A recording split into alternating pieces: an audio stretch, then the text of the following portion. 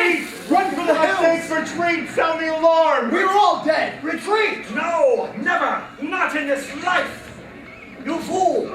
We shall all die! It is 10 to 1 against us! Be damned your numbers, and damn you! I am Cyrano de Bergerac! Yay! Stop! Stop! For the 100th time, I want to cheer louder. The audience won't hear you. Again. Let's try it again. I am Cyrano de Bergerac! Yay! I don't know why we bother rehearsing. Louder! Yay! That's better. All right. Let's run it. You fool! We shall all die! It is 10 to 1 against us! Be damned your numbers, and damn you! I am Cyrano de Bergerac! Yay! Popinjay! Halt! Who goes there? It's a coach! Look! 'Tis Roxanne!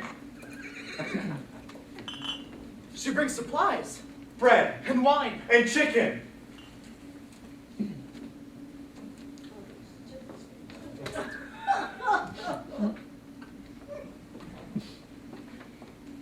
Cyrano, that was the Comte de Guiche you just insulted. Stop trying to be the Three Musketeers in one.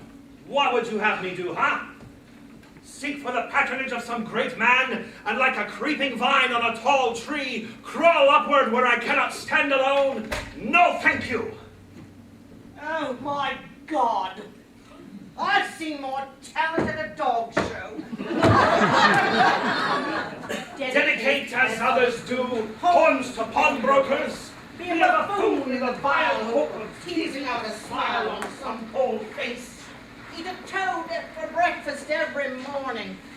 Wear out my belly groveling in the dust. No, I thank you. And again I thank you, no. But to sing, to laugh, to dream, to walk in my own way and be alone, free with an eye to see things as they are. Grandma. To travel any road under the sun, nor doubt if fame or fortune. Grandma. Oh! Rosalind, dearest girl, what a surprise. Oh, you get more beautiful every day. You look adorable. So do you. What? So do you. I'm afraid you'll have to speak up, dear. Grandma, can I get you your hearing aid? Oh, no, dear. I'm not in the mood for lemonade. Rosalind, I miss you so. It isn't the same here without you. I miss you too. How's the tour going? Do you like Buffalo? No, I don't. It stinks. If it wasn't named for an animal, it would have nothing going for it. I don't mind so much for myself, you know, really, but it's quite a come down for your mother. She played Broadway, you know, in the 40s, and then your father dragged her down to his level. Grandma. Revivals of tired old plays, B-movies. You should have heard him doing Cyrano just now at the dress rehearsal. The man is a walking ham. They should stick clothes in him and serve him with pineapple. Grandma, listen. I have a surprise. I'm getting married. Oh, Rosalind, that is wonderful! I always said you and Paul were made for each other. It's not Paul. The boy has spunk. Grandma, it isn't Paul. Paul and I broke up. It isn't Paul? No. Well, that's a mistake. You two look ravishing on the stage together. You could play all the great couples. Grandma, I'm not an actress anymore. I'm in advertising. Yes, I know. It's revolting. Don't you remember the talk we had at Christmas? No. Grandma, this is your life. And Mother and Dad's, and I'm very proud of you. But I grew up with it. I wanted something different, something that didn't drive me crazy. Does that make any sense? Rosalind, dear girl, can I tell you something? Sure. I haven't heard a word you've said.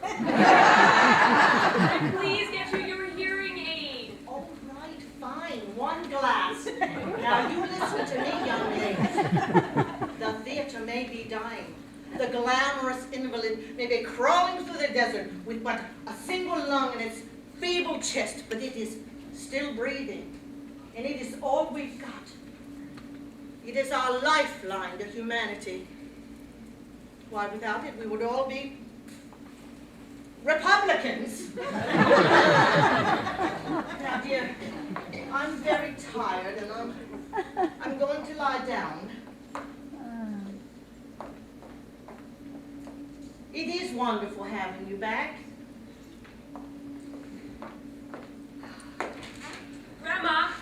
Grandma, I love you! Come in. Come in. Would you come in, please? The door is open. Sweetheart? Howard. Hey. Hi. Are your parents here? No, I don't think so. Oh, thank God. Howard. I'm sorry. You know how I feel about this. Meeting the in-laws. It makes me nervous. Howard, you have nothing to be nervous about.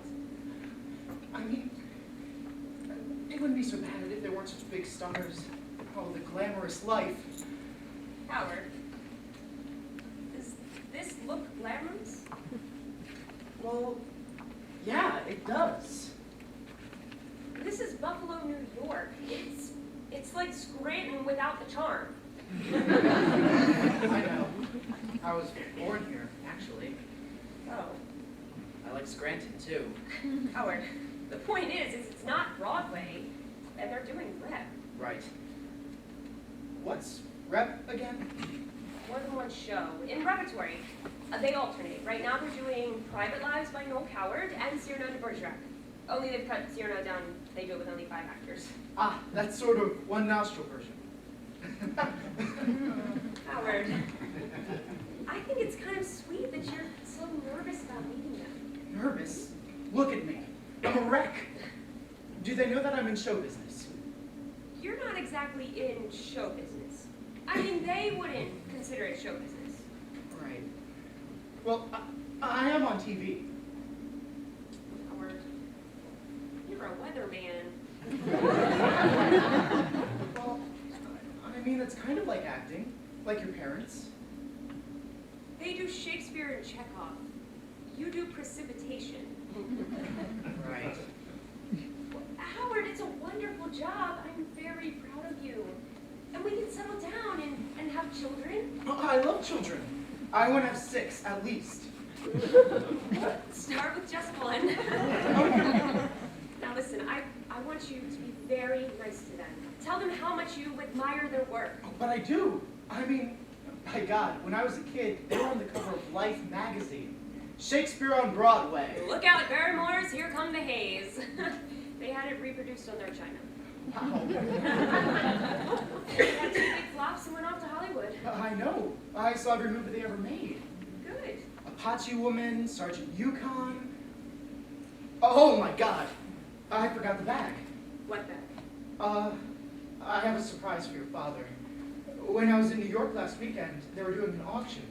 They were selling off some of the props and stuff from one of the big studios, and, well, I kind of bought one of your father's old costumes. I thought he might like it. That is so sweet. Which one did you get? General George's pack. Just wait till you see it. Problem is, I don't have anything for your mother yet. I guess she wouldn't take cash. Howard, they are gonna love you for who you are. But what if I freeze up? I do that when I get nervous. I even forget my own name. Howard, you're gonna be fine. Okay? Okay. Okay. I'm gonna go see if they're in their dressing rooms. I'll go with you. But don't stay here in case they come back. I'd rather I go with you. Howard, stay. Nothing is gonna happen in 2 minutes.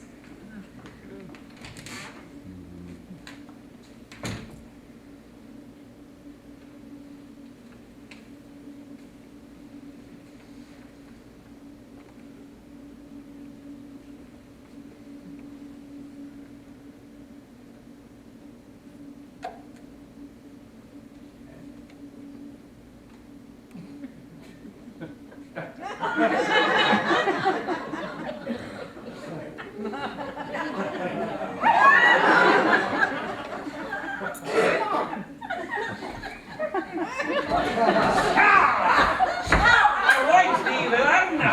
Stay back, thou knave and cuthbert! Stand thy ground, I say, or thou shalt bleed from ear to ear like a vomiting stream at flood tide.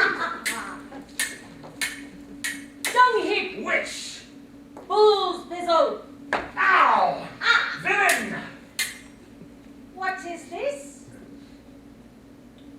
I know not, but 'tis passing strange. Ha! Ha! Stay back, I say, or the lad shall die. Coward! If thou dost move 1 inch, the lad shall spout blood like a fountain. Don't move. Ha! Hold up thy head, vile Scot! I'll make a ghost of him that lets me, and away!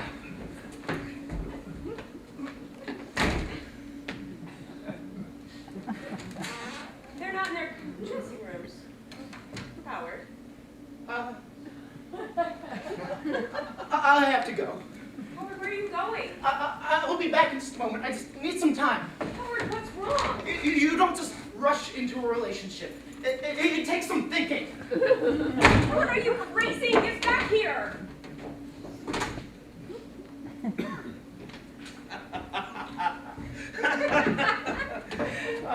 Do you know what I like most about the author of Cyrano? He's dead, so he can't argue with me. Now listen, I have a new idea about tomorrow. When the carriage arrives during the battle and you step out, I want you to pause, curtsy to the soldiers, and then I'm going to put a spotlight on your face to suggest that you have descended like an angel from heaven. Oh, George, let's try it now. All right. Clippity-clop, clippity-clop, clippity-clop, nay. Halt! Who goes there?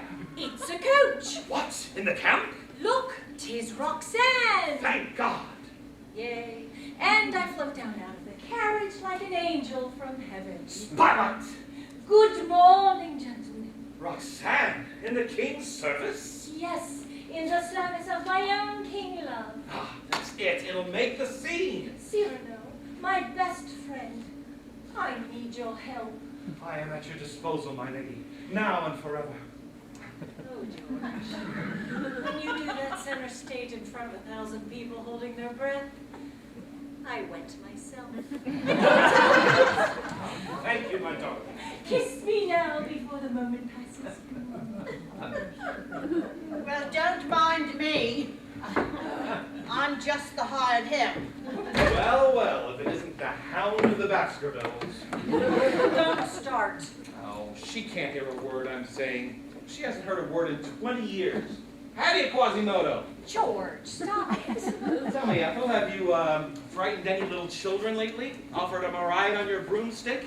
George. I cannot believe for the life of me that that is your mother. Here you are, the greatest stage actress in a generation, and you were spawned by a troll? No, George, cut it out. You must have been separated at birth. Somewhere out there is Ethel's real daughter, traveling with Ringling Brothers as the Wolf Woman of Borneo. Thank you, Mother. Thank you, Mother! George, my hearing aid is in. Now grow up.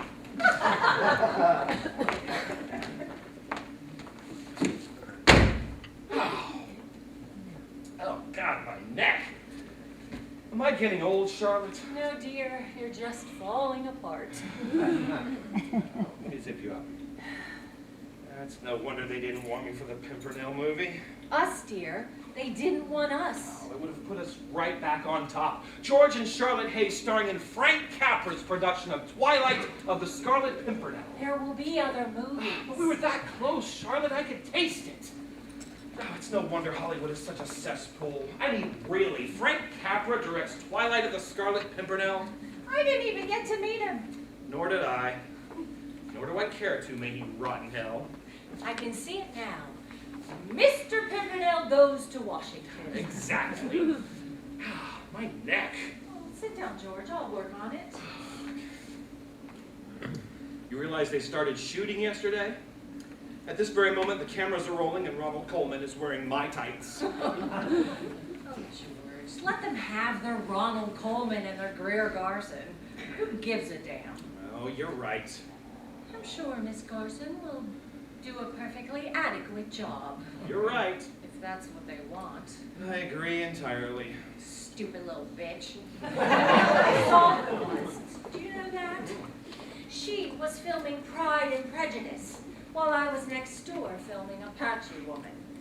She was cutting the crusts off little tea sandwiches, and I was boiling a pig in a teepee. Charlotte. She was making love to Lawrence Olivier, and I was slicing a chicken for Chief Chuckatook. How's your neck? Better, but don't stop. George, Hmm? can I ask you a question? Hmm? Did you sleep with Eileen? Charlotte? How could you say such a thing? I've seen how you look at her. She's a pretty girl. I'm not dead. Not yet. I know exactly what had happened, George. We were in the middle of that terrible fight. And whose fault was that? It was yours, dear. You called me the world's oldest living ingenue. I merely said that a woman in her 50s should not try to play St. Joan. It's like watching Eleanor Roosevelt play Peter Pan. I admire Eleanor Roosevelt. Well, so do I, but I don't want to watch her fly out the window. You're changing the subject. For heaven's sake, Eileen barely knows I exist. Oh, please. The minute you walk into a room, she starts to glow. I could use her for a reading lamp. You are off your rocker. It's extraordinary. It's unfair. George, I don't mind. As long as you tell me the truth. Did you sleep with Eileen or didn't you? Yes or no? No. All right. The answer is no. Really? Oh, it's killing you about the film, isn't it? Don't be silly. That has nothing to do with it. Scarlet Pimpernel. George, Scarlet stop Pimpernel. it. Greer Garson. Don't be an idiot. I'm sure it's killing you being stuck here in Siberia while Miss Garson swans around Hollywood looking like the Queen of Sheba. Sure. I'm sure you had fantastical visions of being slobbered over by legions of toadies, having your ears powdered. All right, George. I'm sorry. Well, it's too late now, isn't it? You've hurt my feelings. I saw that. So what? You big faker. I don't know what you're talking about. Faker. Faker, faker, faker, faker, Will you stop it? Stop it! I'm warning you. Oh, good morning. Eileen.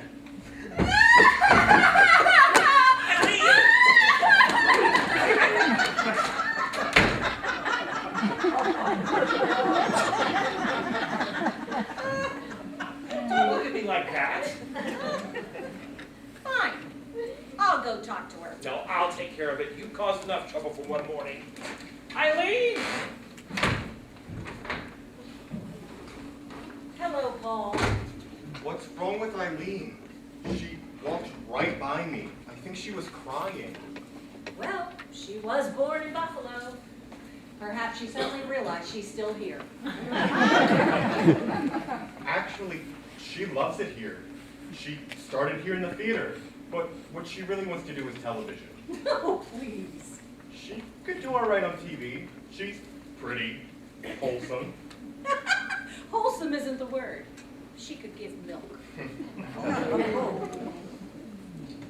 Hey, Charlotte, have you talked to Roz lately?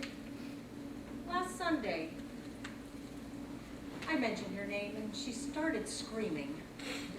Oh, great. I never understood why you two broke up. Oh, she wanted me to give up the theater so she could lead a normal life. Can you imagine anyone in your family being normal? Hi, Mother. Pumpkin! Sweetie! Oh, when did you get here? Well, a few minutes ago. We were just talking about you this second. Hello, Paul. Hi, Roz. How's showbiz? Great. I've never been happier. Oh, good for you. I'm thrilled. Thanks. Well, this is going well. I thought you were in New York. I came back to work for your parents. Oh, nice. I'll go check on Eileen. Rosalind, why don't you two just get married and get it over with? I wish you would stop trying to run my life. It's my life, not your life. I'm sorry. You're right. Sorry. only the one who gave birth to you. 12 pounds, 14 ounces. They needed a forklift. She locked herself in. Rosalind, my baby! Oh, how's my little girl? Charlotte, how is it possible that two such plain people as ourselves could produce an offspring as beautiful as this? She's not yours. Ross, have you come to your senses? You could walk right back into the company. No, thank you. That's not why I'm back. I have a surprise, but I lost it. Paul, get in here! Look who's arrived! Daddy, don't you two ever stop? Look, I have to go. I'll see you later. Ross?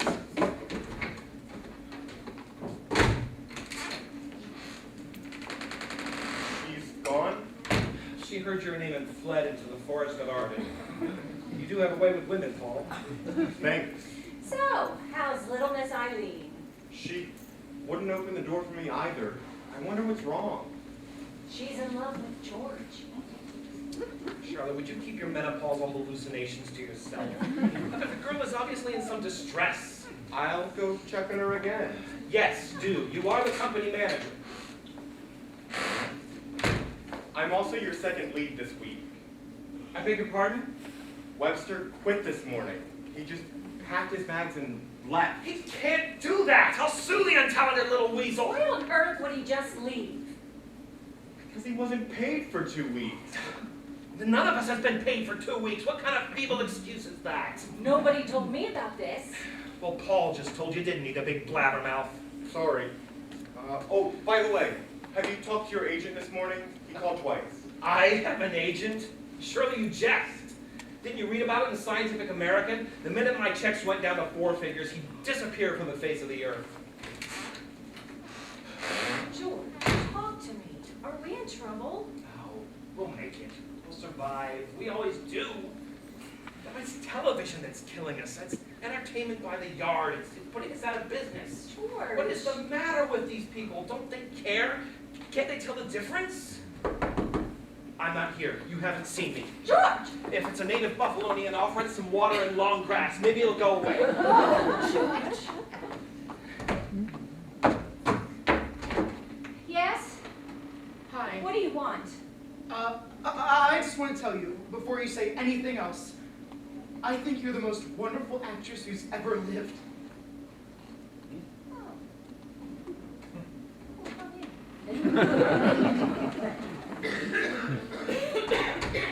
I'm Charlotte Hay. Hi. I'm... Knock, knock. Oh my God. Richard! Charlotte! Wonderful surprise! Well, how do you do? I'm Richard Maynard, and you are? I wouldn't ask him that. Apparently it's a trick question. Are you famous too? No, but some people say I remind them of Loretta Young. Mr. Maynard is our lawyer. He represents every major star in Hollywood. Who's your favorite? Besides Charlotte, of course. Esther Williams. Do you know her? I taught her to swim. Look, I'm sorry, but do you think you could come back another time? Sure. It was stunning meeting you, whoever you are. Wait, I remember. Yeah. Richard, what are you doing here? I was sitting in my office this morning, making a great deal of money, and then I suddenly realized that I was terribly bored. And I thought, what can I do to cheer myself up? Well, I considered raising my billing rate. That usually works. But then I thought, no, I would rather much take Charlotte to lunch. Oh, so you flew all the way here from New York City? I was in a plane, of course. Oh, Richard, you're a darling. I accept.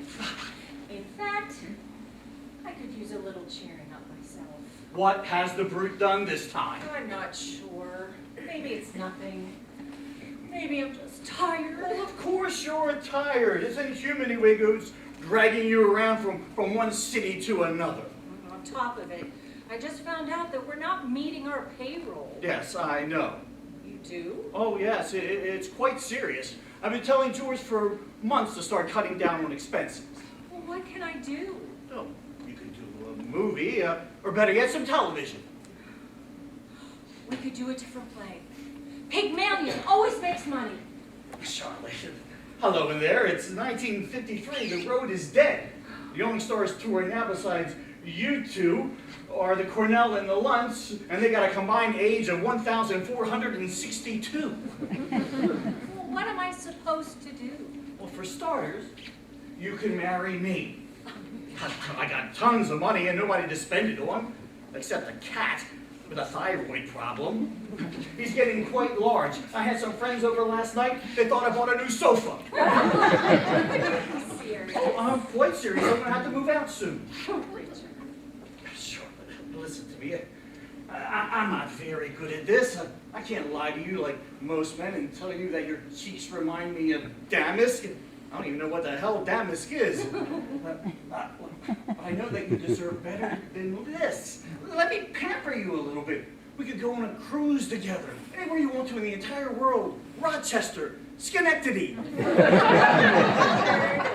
You make me very happy. Good, you deserve it. And frankly, so do I. I'm tired of living alone. What about George? No, I don't want to live with him. I do love you so much. You're all I think about anymore. Richard. Sure. George! George! Oh, hi. Hi. Richard Maynard, lawyer to the stars. Paul Singer, a schlepper for 2 stars. Where's George? In his dressing room, I think. He's not there. Something the matter? No. No. Paul. Nothing's the matter. I just have a question. For George. Well, when you find him, tell him I'll be up for the morning. Richard is taking me to lunch. Great. Have a nice time. We intend to. Thank you. Ethel, have you seen George? Ethel! What? Where's George? Oh, he's right behind me. Stop! Give me those Cyrano pants! No, I have to let them out. George. They're far too snug. You look ridiculous. They're my pants! Your backside looks like a watermelon. Nobody asked you! George. They need fixing. Your ears need fixing.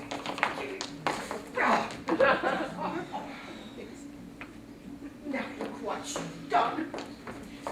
It's no wonder this company's going down the toilet.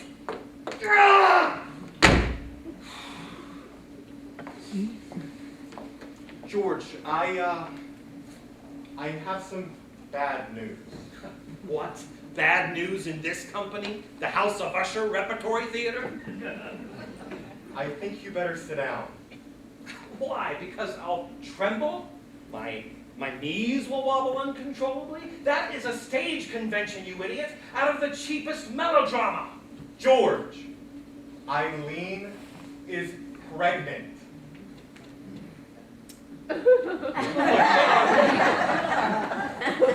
She said you slept together in Detroit and now she's pregnant. That's a lie. You didn't sleep with her. It was Cincinnati. I think that's irrelevant. Holy Mother of God, Charlotte is gonna kill me. I know. She's gonna make my life a living hell. More than usual. What can I do? Run?